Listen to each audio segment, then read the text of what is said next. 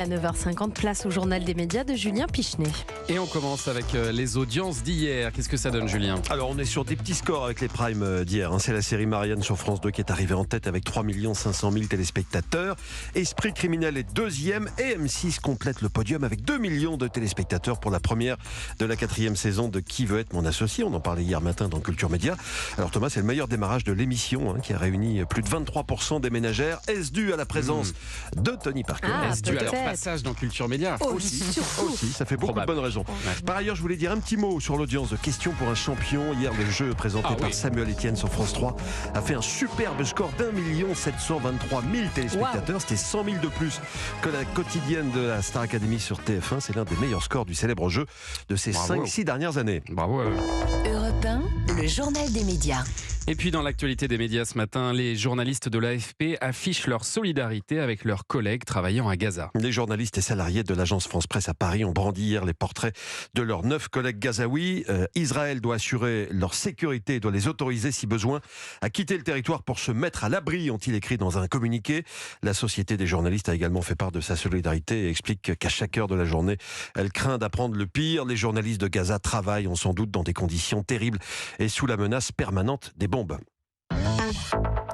Et puis 6 ans après avoir été démis de ses fonctions de président de Radio France, Mathieu Gallet revient dans les médias. Il est arrivé hier au quotidien Les Échos, dont il est désormais le président du conseil de surveillance du quotidien économique.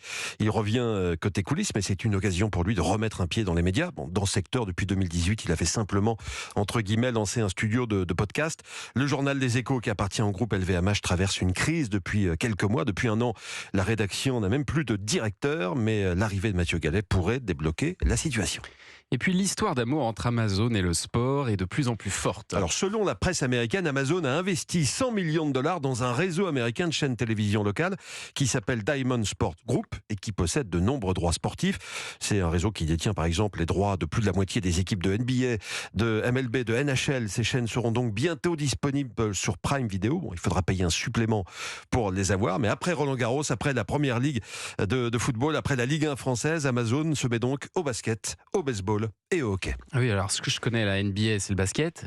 MLB, c'est quoi ça ? C'est le baseball. C'est le baseball. Et NHL ? C'est le hockey. C'est le hockey, parfait. Ouais. Le magazine France Grand Format, qui devait être diffusé mardi soir, sera finalement proposé début février. Alors pour ce premier numéro qui devait être diffusé mardi, mais qui a été déprogrammé pour cause de conférence de presse du président de la République, Marie Drucker propose un sujet susceptible de tous nous intéresser, la hausse des prix. Alors on va garder la case du mardi soir, qui est généralement réservée aux documentaires sur France 2. Ce sera le mardi 6 février à 21h10 et ce documentaire sera suivi d'un débat. Et puis quelques jours avant son lancement, la 13e saison de The Voice a été présentée à la presse hier. Et j'y étais pour Europe 1 et Culture Média. Le coup d'envoi de The Voice 2024 sera donné en février. La date exacte sera donnée bientôt. Ce sera plutôt dans la première moitié de février. Pendant la présentation hier, Nikos nous a appris qu'il y aurait bientôt un The Voice Café. Ça va vous intéresser, Anissa. Un café où on pourra manger, faire de la musique, faire du karaoké. Génial. Peut-être qu'il y aura aussi des grands fauteuils rouges, on ne sait pas, mais là aussi il faudra attendre pour en savoir plus. Le lieu n'a pas encore été communiqué. On a appris aussi que Jennifer serait de retour cette année dans The Voice. Elle sera là le temps d'un prime pour être super coach. Sinon, hier j'ai croisé Mika qui sera de retour dans le programme. Il prend la place laissée vacante par Amel Bent et visiblement il était ravi d'être de retour. Ça rigole et aussi tout d'un coup, bam, il y a la compète. Et la compète vraiment on la sent.